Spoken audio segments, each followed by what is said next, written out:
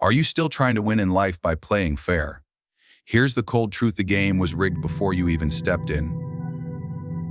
While you followed the rules, others rewrote them. This isn't just about ethics, it's about survival. In this video, we'll expose why you must learn to play dirty, not for evil, but to protect yourself, to win, and to stop being a pawn in someone else's game.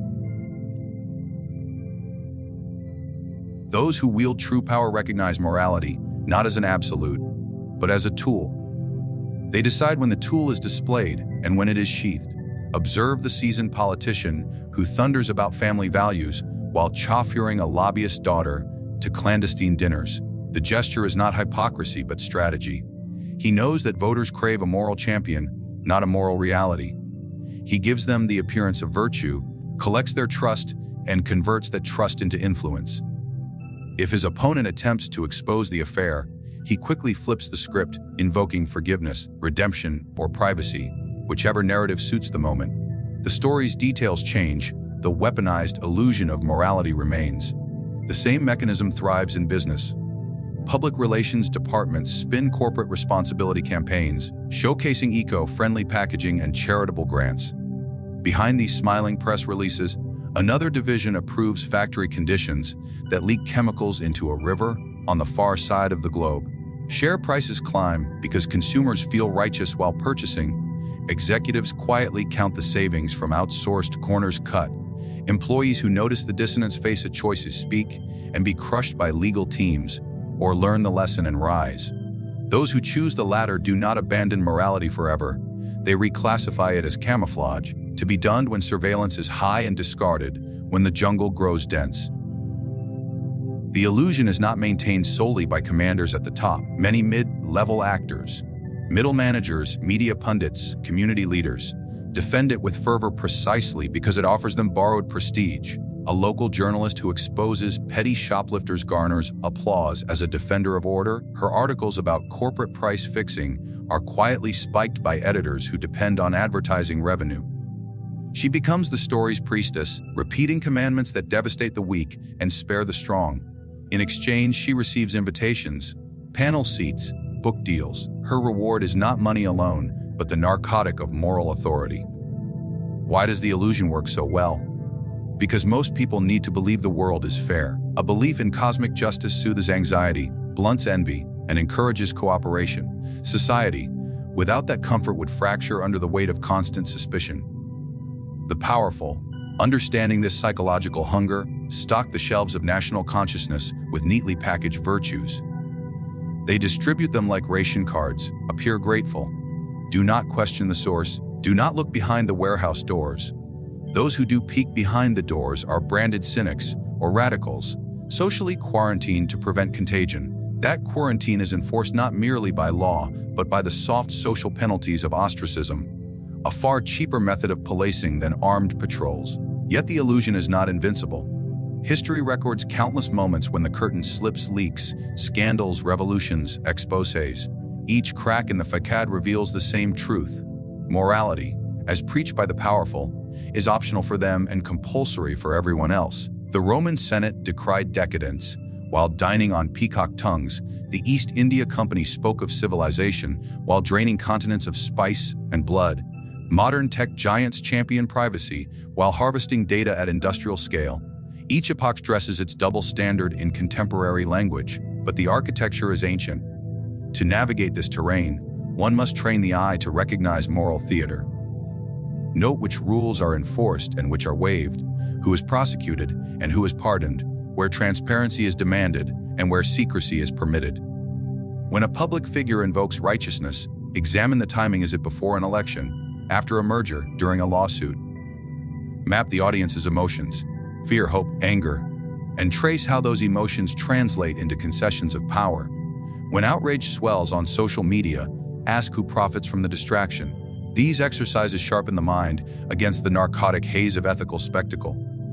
Mastery of this perception grants freedom. You may still practice kindness, generosity, or honesty, but you will do so by choice, not compulsion. You will know when to display virtue for strategic gain and when to act outside its bounds for survival.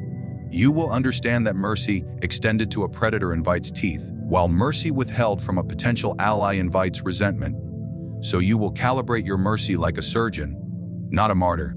You will cease expecting fairness from those who benefit by denying it.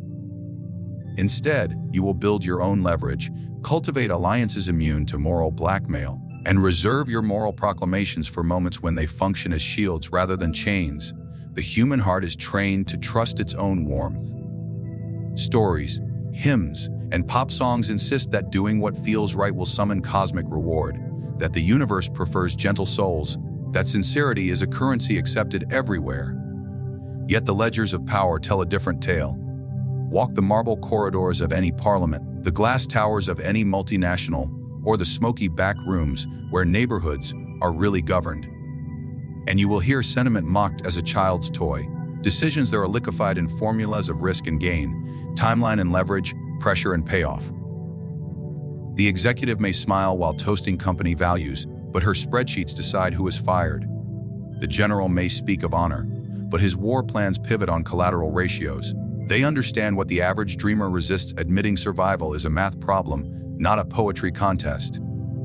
Strategy begins with information. The strategist listens twice before speaking once, because every careless word is an index of loyalty, fear, and ambition that another mind can weaponize. He tracks patterns in rival behavior, notes the rhythm of their victories and the wrinkles in their failures, mapping their probable moves the way a chess master anticipates an opponent's traps. Sentiment would have him trust a handshake. Strategy has him read the handshake's pressure, the sweat in the palm, the micro-hesitation before the grip releases. He hires investigators, not motivational speakers. He cultivates spies disguised as well-wishers. Sympathy is allowed, but only after the data confirm it will not cost more than it yields. Once the field is mapped, strategy demands selective disclosure. Sentiment celebrates transparency. Strategy measures it in teaspoons. To reveal a plan is to hand an enemy a knife, already sharpened for your back. The prudent survivor releases information, the way a stage magician releases doves. Bright enough to distract, numerous enough to confuse, harmless enough to safeguard the real mechanism. A competitor may think they have extracted your blueprint, when in truth they possess a misprint calibrated to misguide them into overspending or striking too soon. You invite them to celebrate a coming victory while you quietly drain their war chest. Sentiment calls this deceit. Strategy calls it insulation. Strategy also prizes adaptability. The sentimental mind clings to familiarity, mourning the death of routines as though seasons should never change. The strategic mind treats volatility as fuel. When a market collapses, he sees clearance sales on assets. When public opinion turns hostile, he rebrands, leveraging outrage for visibility. When a trusted partner is compromised, he replaces loyalty contracts with contingency clauses and exits the friendship before the fallout scorches his balance sheet. He experiences the same shocks as everyone else, but transposes despair into pivot points. In times of crisis, the sentimental asks, "Why me?" while the strategist asks, "What next?" That single vowel difference often decides who climbs the rubble and who lies buried beneath it. Resource allocation is another crucible where sentiment falters. The generous impulse is noble in banquet halls and charity galas. In negotiation rooms, it can be fatal. The strategist audits every gift for potential return. He invests favors only where compound interest of influence is likely. To finance a colleague's project without collateral is to purchase a lottery ticket with company funds. Better to demand equity, voting rights, or future concessions that can be cashed in when pressure mounts. Even acts of apparent philanthropy are sculpted so that gratitude curdles into obligation. Scholarships establish feeder pipelines of compliant talent. Donations secure regulatory leniency or tax engineering advantages. Sentiment congratulates itself for giving. Strategy designs giving so that it pays dividends disguised as virtue. Timing 2. Separates strategy from soft reflex. The heart leaps at the urge to respond immediately, to comfort a friend, to correct an insult, to shout truth in the face of taunts. The strategist defers that urge until the outcome justifies the gesture. He may absorb insults for months so that enemies grow arrogant and careless. He may withhold praise so that apprentices remain hungry. He may delay vengeance until it can be served publicly, deterring future challengers at a fraction of the cost of constant patrol. Sentiment sees delay as cowardice. Strategy sees it as compounding interest on inevitable action. The lion that stalks silently taxes its prey with terror, even before the claws ever touch flesh. Moreover, strategy inoculates against guilt. Sentiment is easily poisoned by regret, the corrosive, if only, that paralyzes action.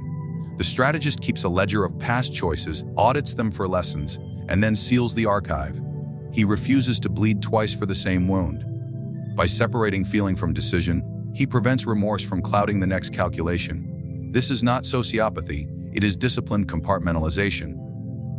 Compassion may guide personal life. In competitive arenas, compassion is quarantined until victory is secure. Only a kingdom intact can afford mercy. T's throne has no budget for remorse. Finally, strategy systematizes ambition.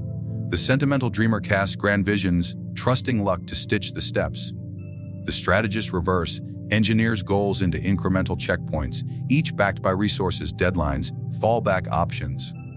He knows that a year's budget can vanish in a quarter, that alliances can pivot, that laws can mutate overnight. So he programs redundancy, parallel suppliers, layered legal defenses, mutable brand identities, shadow boards capable of seizing control if the public face is compromised. Like the ancient general who builds escape tunnels beneath his fortress before inviting guests to the feast, he builds exit ramps before unveiling new ventures. Sentiment calls such caution paranoia. Strategy calls it survival insurance.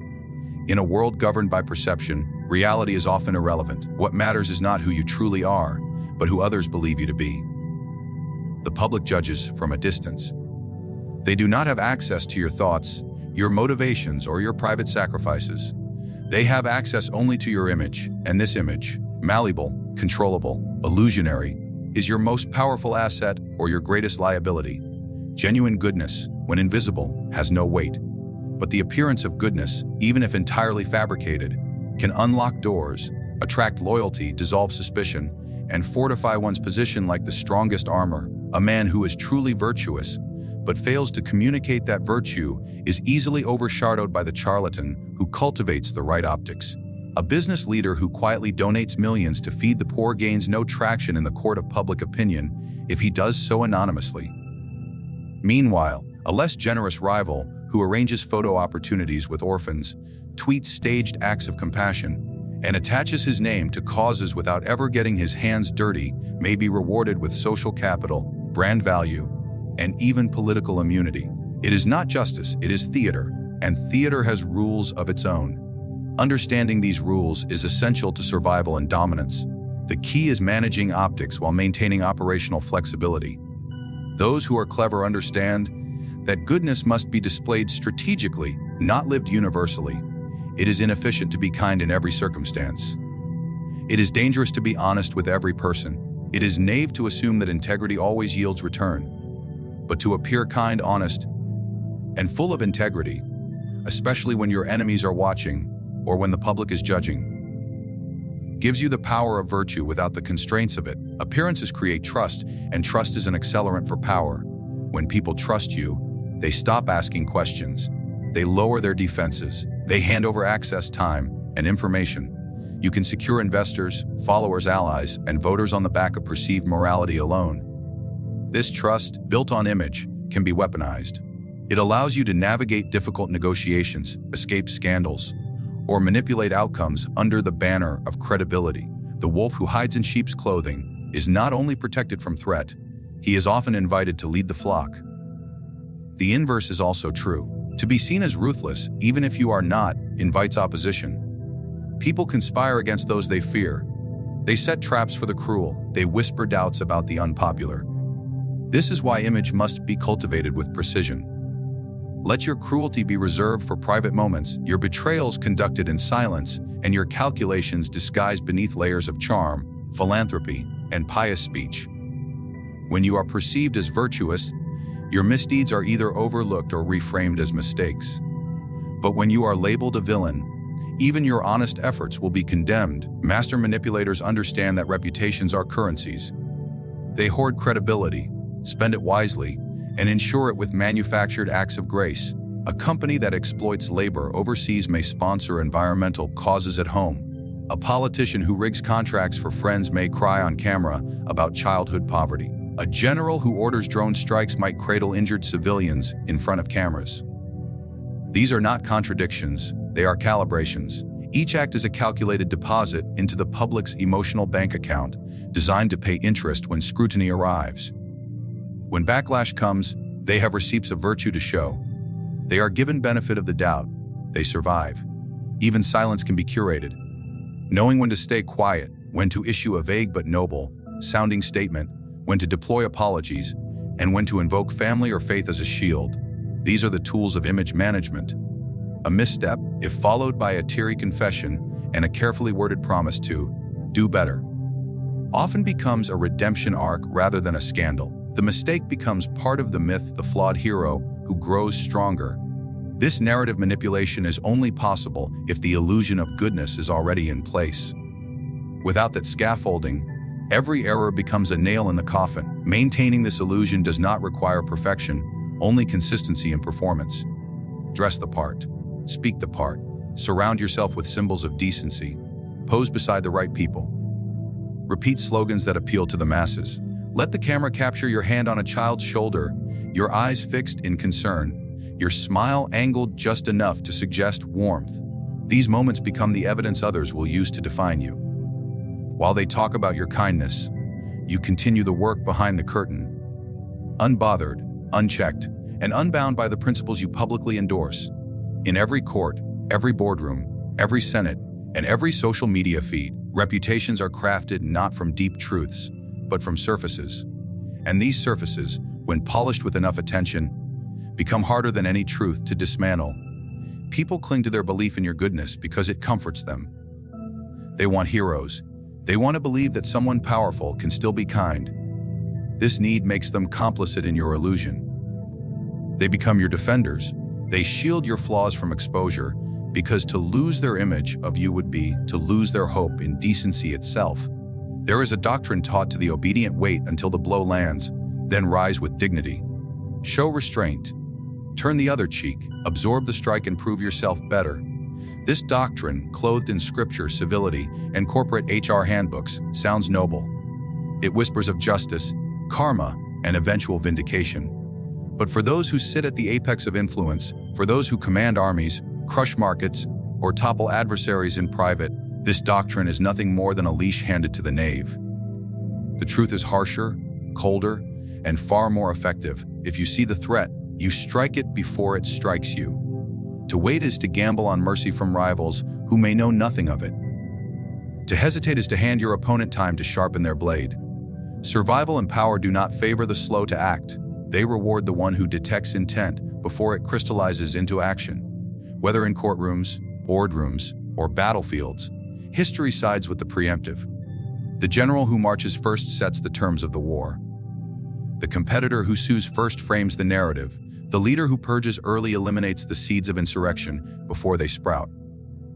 Preemption is not paranoia. It is prudence disguised as aggression.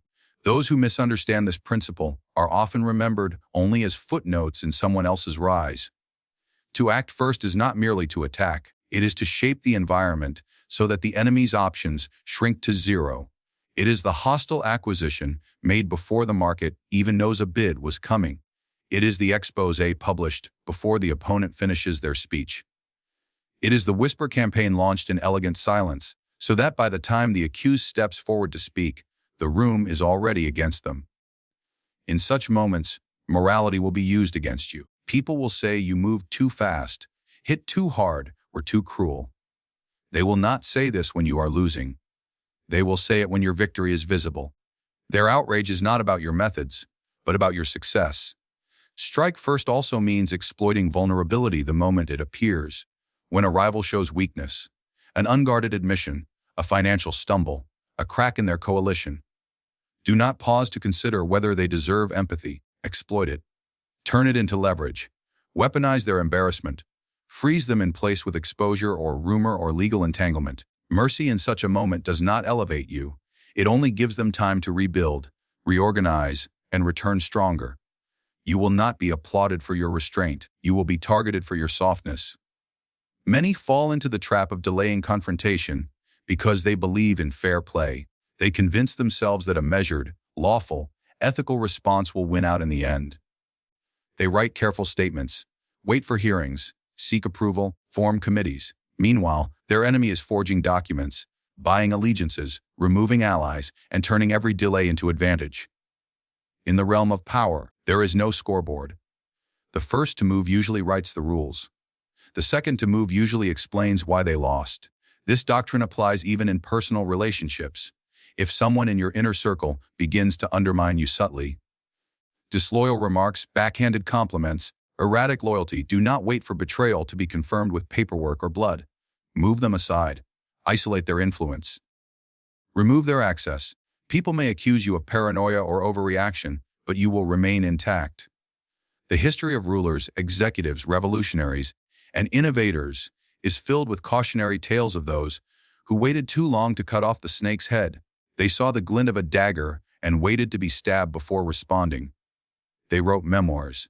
Their enemies wrote laws. To strike first is to deny your opponent the luxury of initiative. It is to destroy their confidence before it matures into defiance. It is the logic of dominance, not defense. And yet this principle must be applied with precision. Recklessness is not strategy. Your first strike must be hidden in inevitability. You must appear pushed, even when you are pulling strings. Let your blow seem like a reaction, even when it is the origin. People forgive cruelty when it wears the mask of necessity. They forgive ruthlessness when it is framed as preemptive protection. Understand this: mercy is remembered only by those who survive to recall it. If you are destroyed by the enemy you spared, your kindness becomes your obituary. Those who preach mercy to the powerful rarely have power themselves. They promote a doctrine that benefits the weak, binding the strong with invisible chains. True strength refuses those chains. It watches. It waits. It strikes first not because it enjoys bloodshed, because it knows blood will be shed either way. And better that it be the enemy's. The world does not bend for the righteous. It bows to those who understand its mechanics and are unafraid to use them. Sentiment is a story for the powerless. Strategy is the language of those who survive. To navigate power, to protect what is yours, to rise when others are crushed, you must shed illusions. You must master the appearance of virtue while using its mask to conceal your blade. You must move before your enemies know a move is required. Mercy is admirable when victory is secured. Before that, it is a liability dressed as virtue. This is not a call to cruelty. It is a call to clarity. You are surrounded by wolves cloaked in smiles, by competitors who smile for the crowd and sharpen knives in silence. To pretend otherwise is to play their game blindfolded.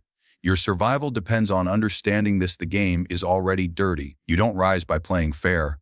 You rise by playing smart, by playing first, and by making sure that when you strike, no second blow is needed.